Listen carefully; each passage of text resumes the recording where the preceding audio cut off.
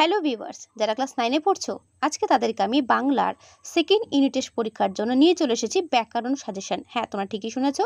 আজকে তোমাদের বলে দেবো ব্যাকরণের কোন কোন প্রশ্নগুলো ভালো করে করবে।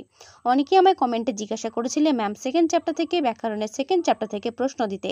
তো তারা ভালো করে দেখে নেবে, এখানে যে সমস্ত প্রশ্নগুলো দাগানো দেখতে পাচ্ছ সেই প্রত্যেকটা প্রশ্ন কিন্তু এই অধ্যায় থেকে গুরুত্বপূর্ণ রয়েছে। উপসর্গের প্রকৃতি প্রত্যয় নির্ণয় করো। উপসর্গ কাকে বলে? তো প্রতিটা প্রশ্ন যেখানে দাগানো দেখছো, অনুসর্গ কাকে বলে উদাহরণ দাও। মৌলিক ও সাধিত ধাতুর একটি পার্থক্য।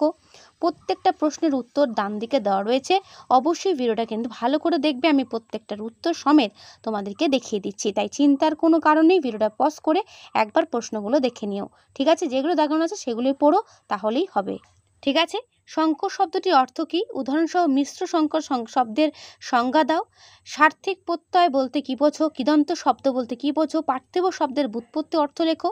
প্রত্যেকটা প্রশ্ন যেগুলো এখানে দাগানো দেখতে পাচ্ছ, খুব ভালো করে এগুলো দেখে যাবে, পরীক্ষাতে এর মধ্যেই কমন পাবে। ঠিক আছে, এর বাইরে কিছু পড়া দরকার নেই, এই চ্যাপ্টার থেকে এইগুলোই করো। ওকে, তো কেমন লাগলো অবশ্যই কমেন্টে জানিও। যেগুলো আমি দিচ্ছি এগুলো ভালো করে পড়ো। আর এখানে তো বাংলা ব্যাকরণ যেহেতু বলছি, বাংলা সাজেশনও তোমাদের আমি দিয়ে দিয়েছি। যদি সেটা পেতে চাও অবশ্যই আমার চ্যানেলে এসে ক্লাস 9 প্লেলিস্ট ফলো করবে। সেখানে বাংলা কেন, ইতিহাস সহ অন্যান্য সমস্ত চ্যাপ্টার সাজেশন দেওয়া রয়েছে, দেখে নেবে। সেকেন্ড ইউনিট টেস্টের সাজেশন 2025, সেগুলো ভালো করে নেবে। পরীক্ষা যেহেতু খুব দেরি নেই, হয়তো অনেকে স্কুলে পরীক্ষা শুরু হয়ে গেছে বা এখনও হয়নি, তারা কিন্তু ভালো করে প্রশ্নগুলো দেখে যেও।